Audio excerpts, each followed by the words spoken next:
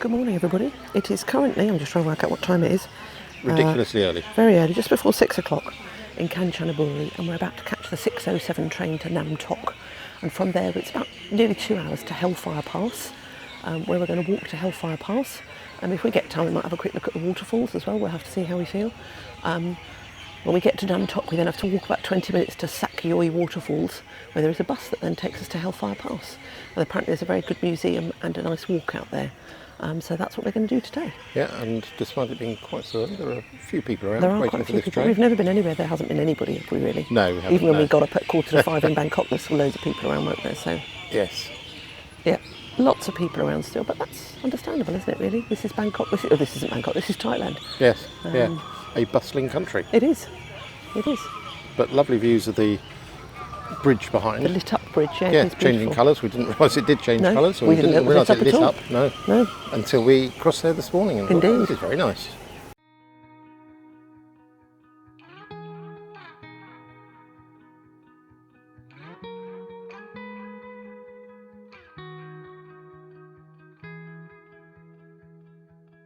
Call it off,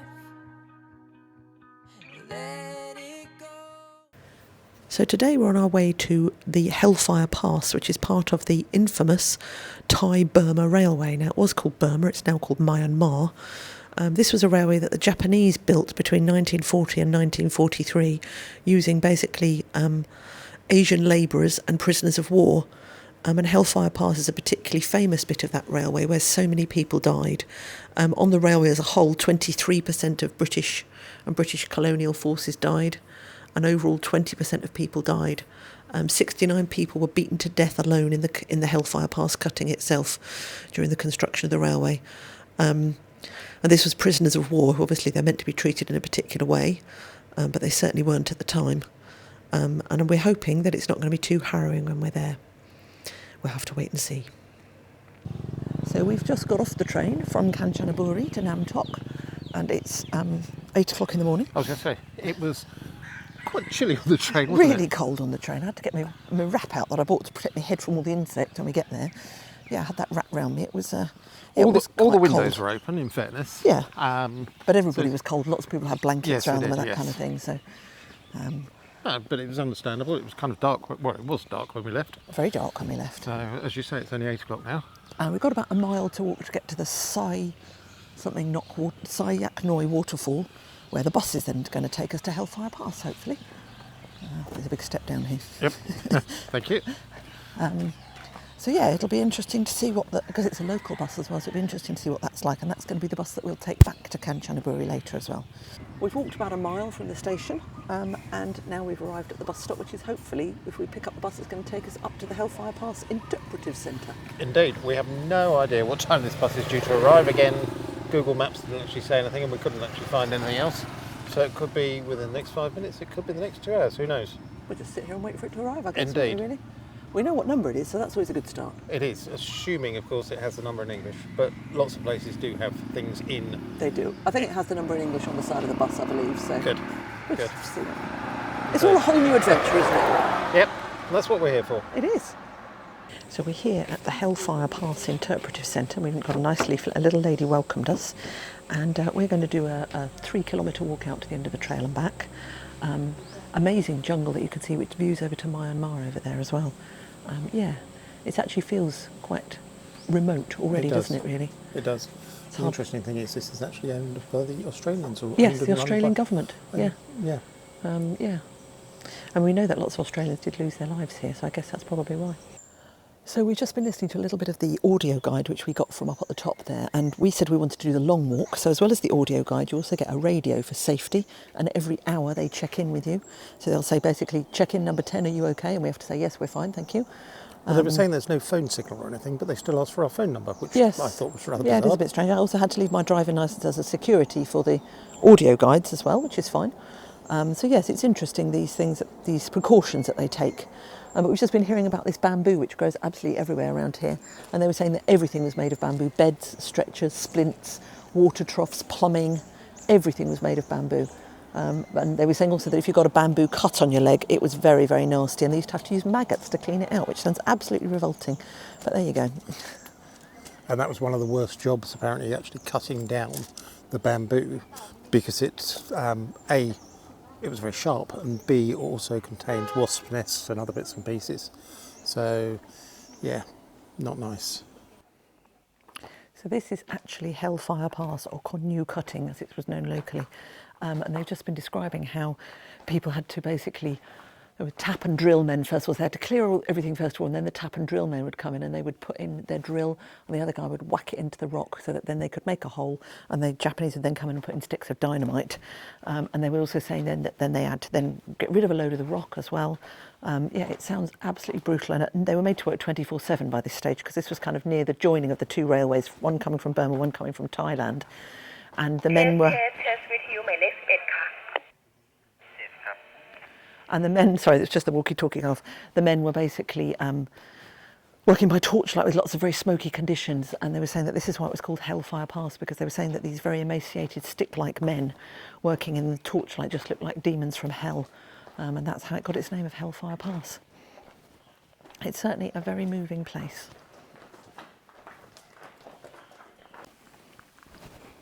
Well, this is an amazing walk. I mean, the scenery is quite stunning, and also to know that Myanmar is just over the hills there as well. Quite incredible. It's a bit surreal, really. And listening to some of the audios, which have been very good, they were saying that a lot of the men actually said that it was an amazing place to work. It was horrible, but just the views and the area was wildlife, the flowers, the butterflies. Was absolutely incredible. And the fact that several of them said, okay, after the war, I'm coming back here. And again, we listened to one account of a chap who did 40 years after the war and said, in a way, he was disappointed because when they were here, it was all teak forests, and now there's not a teak tree to be seen. Sad, isn't it, really? It is. So we've got this walkie-talkie, and every hour they're meant to check in, and we've now been going for about an hour and 20 minutes, and they still haven't checked in yet. So either they've forgotten about us, or who knows, really. But they are checking in with other people. They're checking in with other people, so presumably they'll get to us at some point. But there's no rush anyway, we're fine. Radio 10, what is your location? Over. We are at stop 22. Radio 10, everything all right? Yes, we're fine, thank you. Safety, thank you out. Thank you, out. So quite a sobering experience, isn't it, really, when you think, there's the two of us, we've got sunscreen on, hats, proper shoes. Lots of water with us. Lots of water. We're well fed. Yeah. And we've just walked 4K. We're hot, sweaty and a little bit tired. And, you know, I would say that we're both fairly fit as well. I would say that this heat is the thing that makes you so tired, isn't it? That's the thing. It is, yes, very much so. Because it's not a difficult walk, and it's not, there's a few steps up and down, but it's not a tricky walk at all, is it? No, no. But it is very sobering. It really does remind you of the fact that These guys worked for 16 to 18 hours a day. And then had to walk 8 or 9 kilometres back to their camps as well. And they'd get like 2 hours of rest before they then had to get up and come and do it all again. On exceptionally meagre rations. Yeah. Yeah, it is amazing. And actually, I think the worrying thing is that in a few years' time, there's not going to be anybody around who, I don't know if there is even anybody around who still remembers, but, you know, there's a great danger, I think, of us absolutely forgetting about all this. Yes. It's a bit of a worry, really. Oh, careful. Yeah, nearly fell over. Yeah, it's been a very interesting experience. It has. I'm really glad we came. Yes, so am I. And we haven't been into the museum yet either, so that'll be interesting too. No, we decided to do the walk first because we thought it was going to get hotter and hotter, didn't we? So we did indeed. And it certainly has. It's hotter now than it was on the way out, definitely. Yes. But yeah, it's been really interesting. I've really enjoyed it. Yes. I've only been bitten once, to my knowledge, so that's quite impressive. That is very impressive for you. And actually, we haven't been too much bothered by insects at all, have we? No, no. And certainly the second part, so as we said before, there's 2 parts of this walk. The first bit, which is 500 metres, something like that. Yeah. There were lots of people there. And the second bit, we've seen very few people. Yeah. Half a dozen different lots of people, and that's been it in the last 3 or 4 kilometres. But yeah, thoroughly recommend it. If you're in the area, do come to Hellfire Pass and do the longer walk. Yes. Because it's definitely worth it. And the audio is excellent. they've got Australian veterans, because this is an Australian site, recounting various bits of day-to-day stuff. And the thing that made me laugh the most was when they said they'd build the bridges and they would then go off into the jungle and find white ants that were basically going to eat away at the bridges and destroy the things that they'd just built, because they didn't actually want any of their work to be good enough to last any length of time. But the thing that made me laugh the most was then, of course, they had to then go, when they were rescued, they then had to go on the train over the bridges. As they said, they all had their fingers crossed it wasn't going to collapse with the weight of the train on it. But there you go. At that moment, no. Yeah, exactly. But no, and yeah, it was really, really interesting. And the train, so what we've done is we caught the train here and we're hoping to get the bus back. Again, the train was actually quite good on the way here, wasn't it? It was lovely. I mean, it was dark when we got on at River Kwai Station, Kwai Bridge Station, that was it, wasn't it? Yes. At 6:07 this morning, but it soon got light, and going through some of the mountain passes was lovely, wasn't it? Yep. Yeah, it's been a really, really good day so far. But very warm. But very warm indeed. Well, that was cold on the train, so... Yeah, no pleasing some people, is No, it? there isn't. No.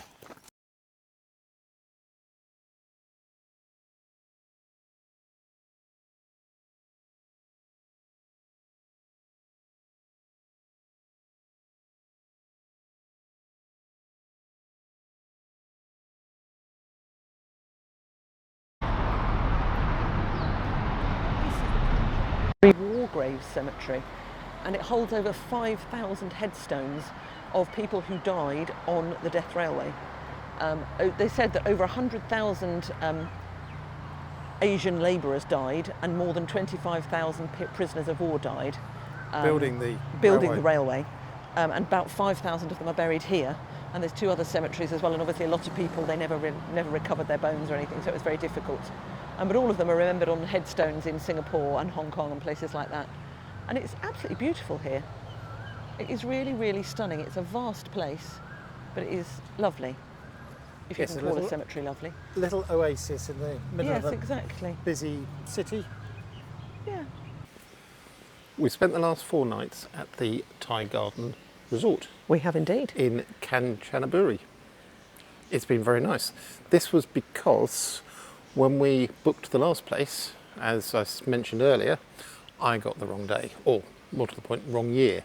So I'd actually booked for 2026 rather than 2025. So this was very much a last minute, trying to check into the first hotel that we booked into, and they were fully booked.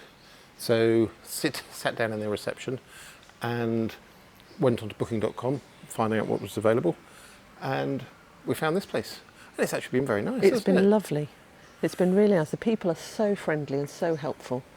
They've got a little pool here which you can go in with a nice cover to keep you from getting too sunburnt, and recliners and things around the edge, which is always good. There's only about 14 rooms here, but actually the fact that it's small is really nice. They also do breakfast, lunch and dinner should you want it, at a very reasonable price as well. Yes, so we've had chicken and rice. Fried rice, haven't we? Fried rice with pork or fried rice with chicken. We've had breakfast every day, apart from one day. We've had lots of beers, cokes. Yep. Yes, it's been very good, hasn't it? It has been really nice. Still got their Christmas tree out. And yeah. Very reasonable. Very reasonable price, yep. I think it was £25 a night. £25 a night, you can't really argue about that, no, can you? you can't at all. So today we are moving on. We are. We're catching the train back to Bangkok, and then we're catching the sleeper train to Chiang Mai tonight.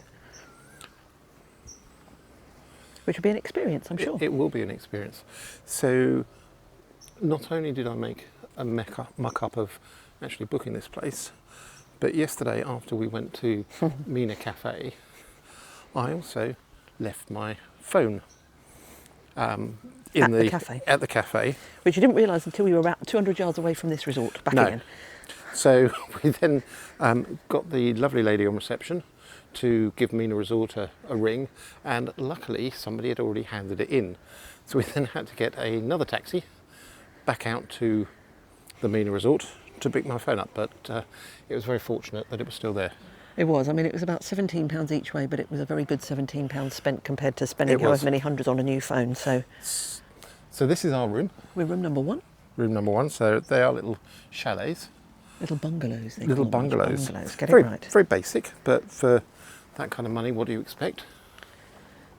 And I don't know what it would be like in here as far as light. I shall turn the light on so you can see a little bit more. but we're just about packed and ready to go. So we've got 2 single beds, that's been okay.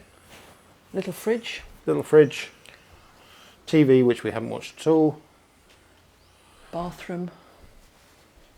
and a bathroom. And as we say, for £25 a night, it's a steal, really. It isn't is a steal, and yeah, no, we've really enjoyed it. We played pool in the evenings, haven't we? As well, We have, which has yes. They been have a good. pool table, which is free. We've got our money's worth because we're both rubbish at it, and we were on there for quite some time, just playing a couple of games. But as I say, there was no charge for it anyway. No, it's been really, really lovely. yes. The beds are very comfy as well, which is always good. Yes, air conditioning, which is important. It is important, yes.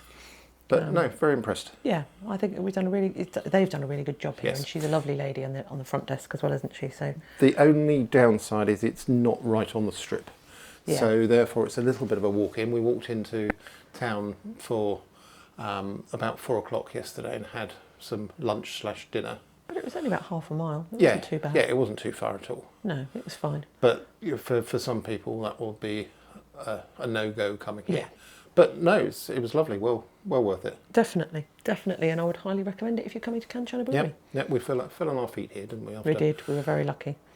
After the first one, when they said no, they haven't got any rooms, I thought, oh gosh, what will happen if nobody's actually got any rooms? But no, this was fine. So we left the Thai Garden Resort and we're walking about a mile to the Kwai River Station, where we're going to catch the train back to Bangkok before we catch the overnight sleeper train to Chiang Mai tonight. It's about 11:15, something like that, and we're going to stop for lunch before we get on the train because we're trying to have a big meal before we get on the train. Yeah, and it's lovely. Actually, the backpacks don't feel nearly as bad as they did last time. They don't, no. I think we're sussing it out a little bit more. Yeah, we're getting used to it a bit more. Yeah. So we're catching the train, as Jill says, from the River Kwai station for 2 reasons. One, it's closer to where we have been staying over the last few days. But secondly, it's the stop before Kanchanaburi. And what we're hoping is that we can actually get on before the crowds get on, if there are the same number of people as there were on the way down, which will then mean that we have our choice of which side we sit. Because we don't really want to sit in the sun. It was exceptionally hot in the sun the other day. It was. So yes, it would be nice if we don't have to sit in the sun. We'll just have to wait and see, won't we? We will do. We might have to sit in the sun for one stop and then change over before everybody gets on at Kanchanaburi. Yes, yeah. But yeah, no, we thought we'd give this a go and see what happens. So this is where we actually caught the train from the other day when we went up to Hellfire Pass. Hellfire Pass. Yeah. So it's a nice little station, actually, isn't it? It is. I mean, you can't buy a ticket here, but No. you can get on the train, which is fine.